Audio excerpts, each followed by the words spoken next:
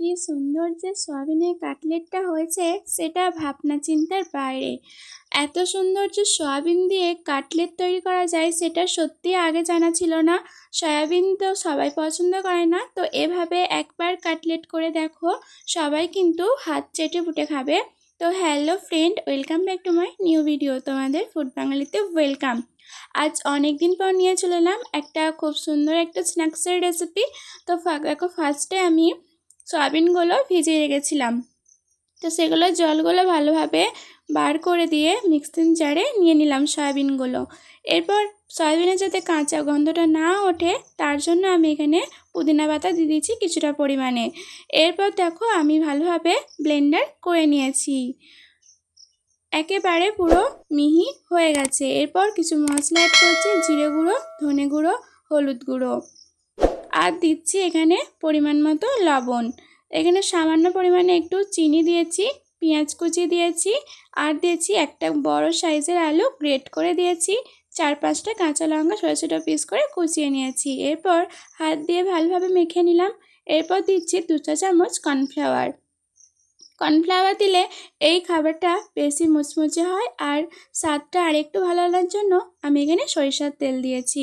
তো ভালোভাবে মেখে নিয়েছি। এরপর দেখো একটা ব্যাটার তৈরি করতে হবে। এখানে কর্নফ্লাওয়ার নিয়েছি 2 চা চামচ, আর নিয়েছি সামান্য পরিমাণে একটু লবণ, আর দিচ্ছি এখানে গোলমরিচ গুঁড়ো সামান্য পরিমাণে। এরপর জল দিয়ে একটা থকথকে ব্যাটার রেডি করে নেব। এইখানে দেখো, এটা আমি ব্রেড ক্রাম্বস হিসাবে ইউজ করছি। এখানে ম্যাগিটা হালকা করে গ্রেট করেছি, এটা কিন্তু খেতে দুর্দান্ত হয়। এভাবে করলে বেশি মুচমুচে হয়। আর যে ম্যাগির মশলাটা ছিল সেই 1 প্যাকেট মশলা এখানে দিয়ে দিচ্ছি, যাতে স্বাদটা আরও সুন্দর আসে।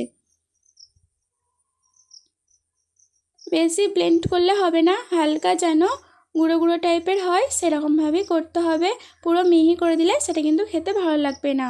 দেখো আমি একটা বরফির মতো শেপ দিয়ে দিয়েছি, নিমকির মতন যেটা আর কি। দেখো এবার কোট করে নিচ্ছি।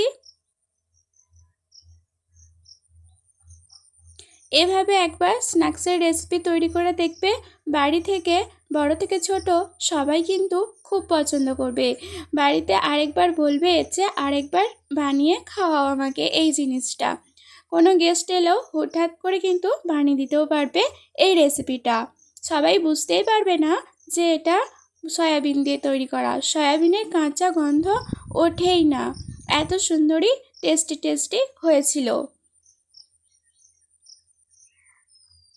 এইভাবে দেখো আমি কিন্তু সব কটা এভাবে কোট করে নিচ্ছি। আর সত্যি একটা কোটও কিন্তু তেলেতে দেওয়া মাত্র ছেড়ে যায়নি, পুরো এইভাবেই ছিল। আগে থেকে কিন্তু তেলটা গরম করতে বসিয়ে দিয়েছিলাম। এবার লো ফ্লেমে এগুলো ভেজে নিতে হবে।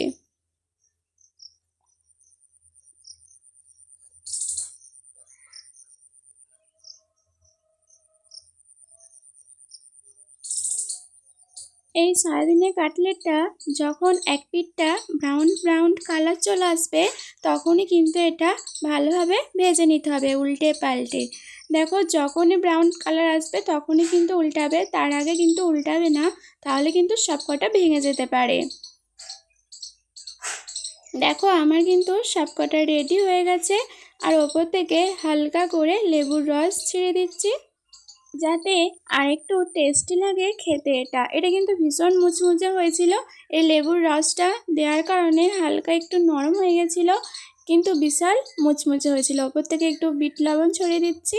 এবার তোমাদেরকে ভেঙে দেখাই এটা কতটা সুন্দর লাগছে ভেতরটা। তো বন্ধুরা, তোমাদের ভিডিও কেমন লাগলো অবশ্যই জানিও। ভালো লাগলে লাইক কমেন্ট শেয়ার সাবস্ক্রাইব করে আমার পাশে থাকো। আজকেকার মতন এই পর্যন্তই। টাটা বন্ধুরা।